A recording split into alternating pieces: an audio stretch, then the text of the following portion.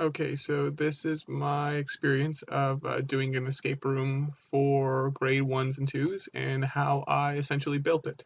So, when I started, I did a whole bunch of research on escape rooms and what their goal was and the different techniques people use to make them. And so I knew I was doing it on grade one and two 3D geometry. And so told myself these are the things that I need to think of. I need to think of getting them into groups so that they can do work, getting them to do curricular work, so at some point getting them to do something that applied to what they're learning, have logic puzzles along the way, just like an escape room, and ones that separate them and then ones that bring them together. Pick puzzles that they can do because after all they are grade ones and twos and not every logic puzzle will be instantly suitable, and then also give them time to explore and then also have a fun prize at the end. So I'm going to take you through the step-by-step process of how I made this escape room for them and how they figured it out. Here we go. So I worked backwards in creating this escape room, and I knew that I had 5 locks. I had a key lock, a directional lock, a 3 number lock, a 4 number lock, and a letter lock. So I worked backwards, and I said, okay, I'm going to make logic puzzles to get to these locks. And then in order to get the logic puzzles, I thought, okay, I'm going to split up the pieces of the logic puzzles in envelopes put across the room. In order for them to find out how to find those envelopes, they're going to need question sheets. And for them to get to those question sheets, they're going to do an Easter egg hunt. So I went backwards like that. So in order to show you how I made it, I'm going to go forwards. So I took these Easter eggs, plastic Easter eggs that you can find anywhere, and I made question sheets that they were going to be split up into groups with. And so what I did is I took a question sheet, I made the questions here, and then I have A, B corresponding to A and B, the questions. And what I have underneath is this is me poorly writing it, but I wrote it better when I first did it. And what I had was I have different um, answers. So what I have is a sphere, and underneath it has desk. And then I had octahedron, and it had under. And so some of them had directions, some of them had places, and it's where I hid them. So if they got the answer right and they look here and they find the corresponding 3D object, they'll find the answer, and it would direct them to their specific envelope. So that's what the question sheets were. But in order for them to be chasing around for the Easter eggs, what I did is I cut them up each into 4 pieces. And what I did was I got the 4 pieces here, and on the back, I put dots. So here is a green dot. I had blue dots, red dots, and black dots to do corresponding teams. And here's where I just let them find the Easter eggs. I told them all to bring the Easter eggs that they found to the carpet, and then I told them to open it up. And each of them gets to open up one because there's 20 eggs in total, 20 sheets. And what they find is they have a sheet of paper. It doesn't look like anything, doesn't tell much, and a dot in the back. And so obviously the first thing that they do is they're like, oh, like maybe I can supposed to go with friends and we're gonna combine with friends. Like, oh no, that doesn't work. And they look at me and they're first puzzled because they're trying to figure out the answers, but I told them, like, let's figure it out together. And soon kids are like, hang on, you got a black dot, I got a black dot. Let's put those dots together. And they're asking other kids who have the same dot and they're putting it together and they're figuring it out quickly. And so they'll find that there's the dots that correspond to them and they're putting it together and they're like, oh, Mr. Ehrlich, we found it. We got it. This makes a question sheet. So I say, good, let's put that to the side. So once they figured out all the question sheets, all the dots correspond to the color that they're supposed to do, there's actually another 4 sheets. These ones had numbers on the back. And so the kids figured out, oh, if the dots go together, the numbers must go too. And so I put on separate sheets of paper, I put numbers. I said 1, 2, 3, 4. 4 sheets, 4 numbers.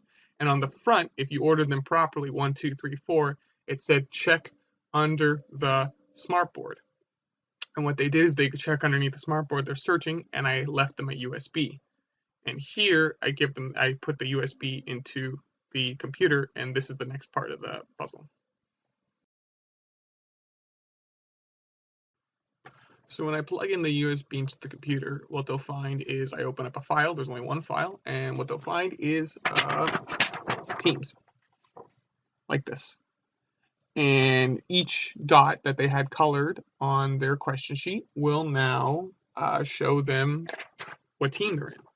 And unbeknownst to them, I've actually differentiated the groups to be those who I think are meeting the grade 1 expectation, those who are going to be tested on their grade 1 expectation, maybe going into like lower level grade 2 questions, then the grade 2 meeting the expectation, and then grade 2 kind of like exceeding, maybe going into the grade 3 expectation, kind of making them think outside the box. So at all points, it's always meeting the expectation. We've done enough of the 3D geometry that they knew the basics, and they were all meeting the expectation. So I was just trying to get them to succeed here or test them. So all the students that I thought were meeting the grade 1 expectation were in a group. Those who I thought were exceeding it and could be tested, as well as a couple of grade 2s that were just meeting it, they could go into that group as well. Then I put some grade 1s into the higher level grade 2 because they were exceeding way above my expectations. So I was just kind of playing around. You can do whatever you want with the class, but I had them in groups and they were solving it.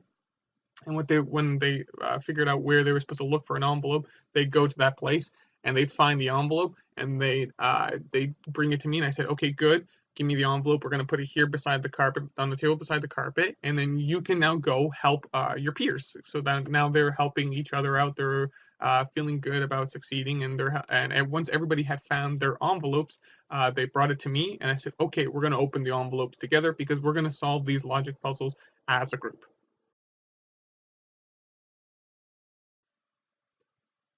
So I had 4 logic puzzles in order to do 4 locks. The key lock would be the last one. How it was set up was that I got a breakout um, package from the school that I was a teacher candidate for. So thank you, Silverstream, for that. And what it was a small box, big box, and the small box I put the key lock, the lock key, over it to have the final prize inside, and then I put that inside the big box. Inside the big box, I put in some secret, like the final logic puzzle that to solve, and then I closed the big box, and I had the 4 locks: the 3-number key, the 4-number key, the letter one, and the directional one. And so I told them at this point that these next logic puzzles would solve the locks because they don't know directionally the logical steps that have to be taken to go to the next part of an escape room. So I'm just kind of guiding them here. And so what I did is I showed them all the different um, what the envelopes provided for us, all the different tools, and I said, how are we going to combine these? So the first thing I showed them was an old keyboard that I had. And if you see here, I actually took out 3 of the keys, and I just showed it to them. I said, what's going on here? And somebody said, oh, okay, well, we're missing 1, 5, and 0. And I said, good, let's try that on a lock. And so they went to the 3-number lock and they tried it in order 1, 5, 0, and it worked. So that was the first one. This one, all these logic puzzles that I've taken, I found somewhere online, different places. So none of these are mine, but that's one of them was an old keyboard, and so you can find other cool ones like that. I just thought the grade 1s and 2s would be this would be suitable for them. So that's the keyboard. Then I did a whiteboard and an eraser. I gave them both, and the whiteboard had a message. It was a nondescript message. It didn't say much. It was gibberish mostly. It made semantic sense and syntax sense, but like it didn't guide them anywhere. And but I had to add the eraser, and so one of the students said, "Huh, if I have an eraser and I have this message," she just kind of started erasing it. And what I did was I wrote this message in mostly erasable marker, but 5 of the letters I wrote I did in permanent marker. So when she erased it, the only letters that were left were the ones for the lock in order. So it was Terry. So she said, "Oh, okay, I got it." So she went into the letter lock and she got that one. The next 2 are ciphers, and these ones I had to look up. So what I did is I gave dots on the masking part of the cipher, and then on the answer part also those dots. And so what they were doing is they were trying to figure out how to put them together, and they were first trying to put them on top like this, and it wasn't working. I said, no, let's put them dot to dot. So when they finally figured that out, what happens is it blocks out only what they need to see. So for this one, if I look, I have this C here, but if I flip it down and I find the column it's actually in, it says up. So if I go to the bottom here where I wrote CODE, I wrote C, they write up. And they keep doing that for the other three letters with the cipher helping them, and it'll give them directional lock. So they figured that one out. And then the last cipher that they had for the last lock, this one, also a message that doesn't make much sense. I kind of made it up, doesn't mean anything. They take the cipher, put it where it's supposed to go, and what happens is, turns out that there are 4 numbers that they can put in 1867, and that is the final lock, and they finished them all. So that is how I did that. I'm going to just show you briefly how I actually made these two, because although I found them, nobody told me how to make them, so I'm just going to show you a brief tutorial on how to make these. So I took a blank piece of paper, I made an extra copy of the answer sheet, and I cut out a hole in it. And then what I did is I took that and placed it over the sheet. And then what I did is I would highlight over it, and then I would take that off, cut off that piece with an X-Acto knife, and then I would have my masking sheet. And then I would have my original answer sheet, and boom, I'm done. And I did the same thing with the other one, and that way you just make it no problem. So once they had opened up all 4 locks, they would get to a smaller lock box, and they would also get a cylinder, because I picked a logic puzzle that applies 3D geometry, and then a piece of paper. And what we did together is I showed them this piece of paper, and if you look, gibberish, nothing. It doesn't spell anything out. It doesn't mean anything. So I said, if I have this long piece of paper and I have this cylinder, and there was actually one green piece of tape here and another one a little bit ways off, it fell off. And on the back, you'll see I actually put some green stuff here.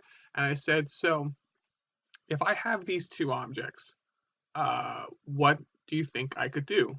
And one of the kids raised his hand, one of the grade ones, and he was the first to react and said, what if we wrap the paper around the cylinder and we marked it with the green tape and the green markings? And I said, let's try that. And so what happens is when you line it up properly the way you're supposed to, and you wrap it around,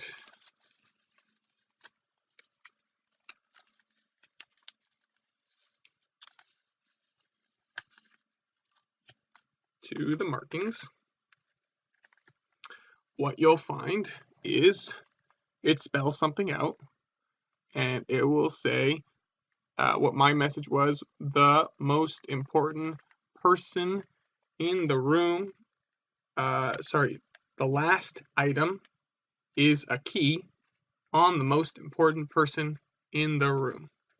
So I read that out to them. Actually, no, I picked a student to read it out and followed along like this, and they read it out, and they thought to themselves, okay, who is the most important person in the room? By the way, if you ever want to make a Sitel, is actually really easy to make. You just tape it exactly where you want it, write the message using the long piece of paper, and then unravel, and then you're good to go. And so I said, who's the most important person in the room? And at first they were like me, they thought it was me. And I said, no, I'm clearly not the most important person in the room. And then they realized, oh, it's the teacher, Mrs. Stamatopoulos, who, thank you for letting me do this. And so they go to Mrs. Stamatopoulos, and she's playing coy. And finally, she reveals that indeed she has the key, which I gave to her before the lesson started. I said, you're going to be the final clue, and she agreed. And so she gives them the key, and they all huddle around, and she picks one of the students to open the lock, and they open the lock, and they open the box, and in is their final piece of paper, and it says, look at Mr. Ehrlich. And during that entire time that they're all focused on her in the box, I've actually gone and grabbed them stickers. And when they turn around to look at me, I've got them in my hands and they see the stickers. And then afterwards, we just kind of talked about the learning, the questions, how this came about, the escape room, why I chose certain stuff. They asked me questions about how I made it and stuff like that. Like, they were so engaged. They loved every moment of this.